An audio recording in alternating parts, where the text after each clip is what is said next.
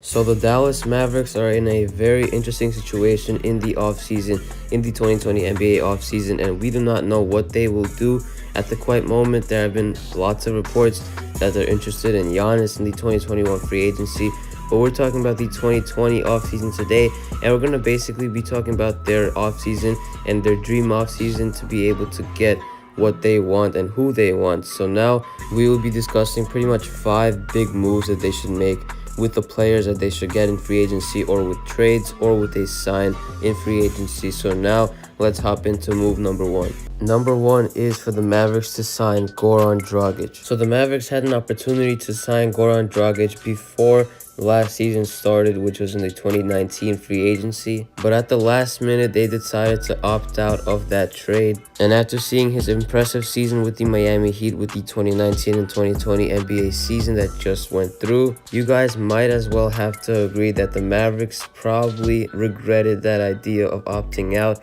of the possible Goran Dragic trade. But imagine if they would have Dragic right now, and in the 2019-2020 NBA season, they'd go far in the playoffs, trust me, because Dragic is a perfect fit on the Miami Heat, especially in offense.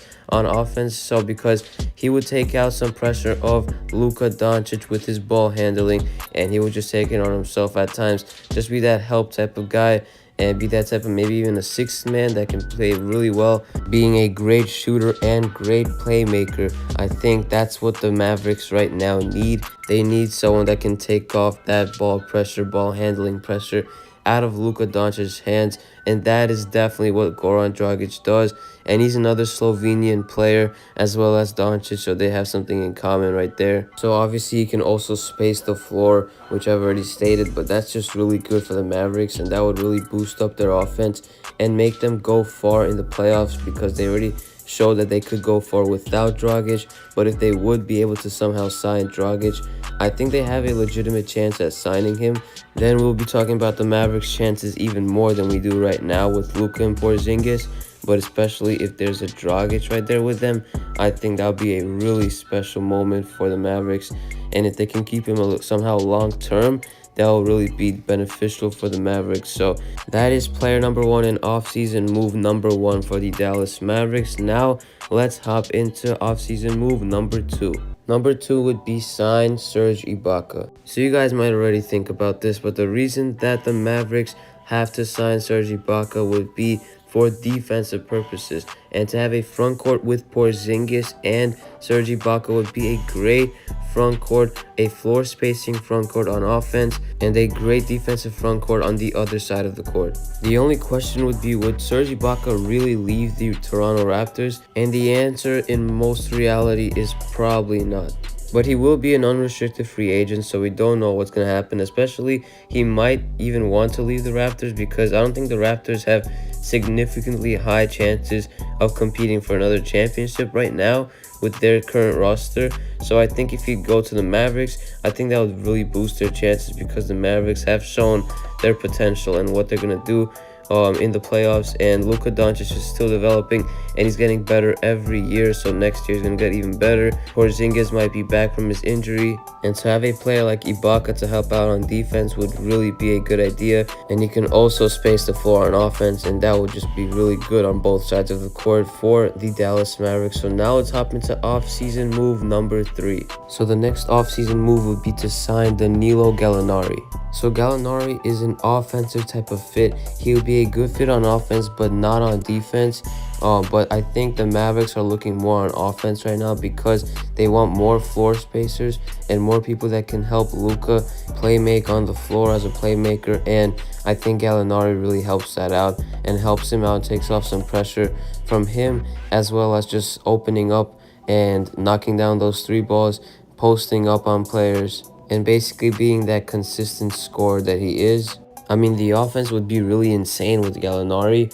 With the floor spacers right there, it would be Tim Hardaway Jr., Luka Doncic, Gallinari, Porzingis, and like a Seth Curry or someone like that. I mean, that would be a deadly offensive lineup in terms of 3-point shooting. I mean, that would be really good. I think that's something that they should definitely consider with Gallinari. But Gallinari is probably going to ask for over $20 million, so I don't know if the Mavs would really do that. I think it would be too costly for them.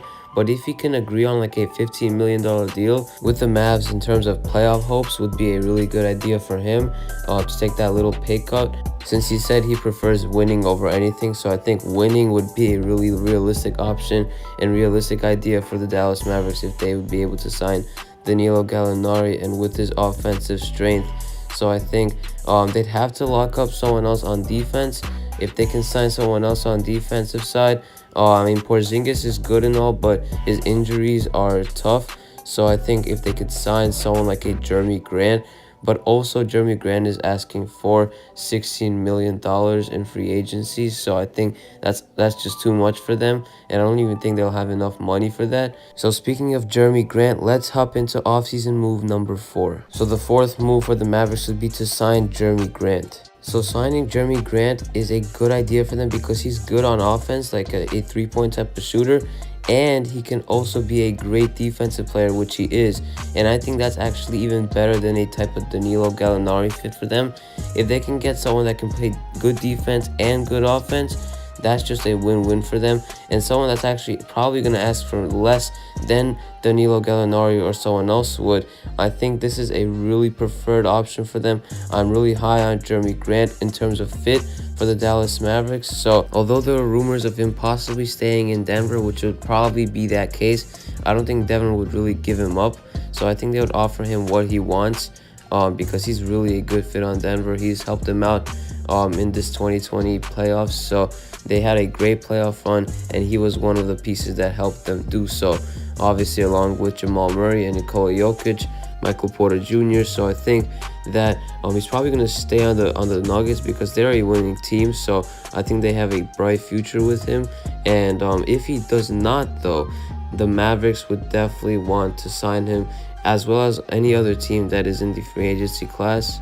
So let's see if the Mavericks can possibly get that done, and if they do, they're really having good chances next season in hopes of playoff runs and just going far in the playoffs. So now let's hop into offseason move number 5. So number 5 would be to sign Bogdanovic. So the reason that Bogdanovic would be a good player on the Dallas Mavericks is that he would be similar to Goran Dragic, obviously not position-wise, offensive terms. This is a good priority, as well as also he's a European player, which is where Doncic and Porzingis are from Europe. So adding another one like that would just be a good chemistry. So let me know what you think about Bogdanovic for the Dallas Mavericks in terms of fit on offense and defense. So let me know what you think about that in the comments down below. So now let's hop into this bonus offseason move number 6, and this is going to be a trade, so stay tuned for this one. Now let's hop into it. So that would be to trade for Giannis. So the odds of this actually turning out to happen are really slim, but if somehow the Bucks would want to trade Giannis, which is probably not happening, it's just not, but if they just somehow talk through it and say that Giannis would want to move on in 2020, then this would be a possibility for the Dallas Mavericks, because the Mavericks were rumored to be interested in Giannis Antetokounmpo, and obviously they will be. And then the question would be, what trade package can the Dallas Mavericks offer for the Bucks that would really be intriguing and that they would accept? So if you guys want to see that type of video, I would definitely be able to make you guys a Bucks and Mavericks mock trade for the Greek Freak to be on the Dallas Mavericks, and the Bucks getting a ton of things in return. So let me know if you guys would want to see that mock trade in the comments down below. So I think that Giannis would be a great fit with the Dallas Mavericks. I mean, to have a big three with Giannis, Porzingis, and Luka Doncic would be the best big three ever. So I mean, let me know if you guys would want to see that big three. I mean, the Mavericks will definitely be interested, if not from a trade, to sign him in 2021. And I think that would be an even better possibility for the Mavericks to actually sign him in the 2021 free agency instead of trading for him. But if the Bucks realize that he wants out in 2020, then they're going to trade him either in 2020 or in the trade deadline of 2021. So they don't want to just lose him like that. I mean, he definitely might be out, because if it doesn't work with the Bucks, and if it just starts not working with the Bucks in terms of having a championship contending team, then that would really be a problem for Giannis, and I would think he would actually leave Milwaukee. I mean, he actually unfollowed players on Instagram, his teammates from the Milwaukee Bucks. So I mean, is that a sign? I really don't know if I should believe that, but it's just something to look out for. He hasn't given a definite answer on what he wants to do yet. Obviously, he wouldn't, because he's like one of the best players in the league.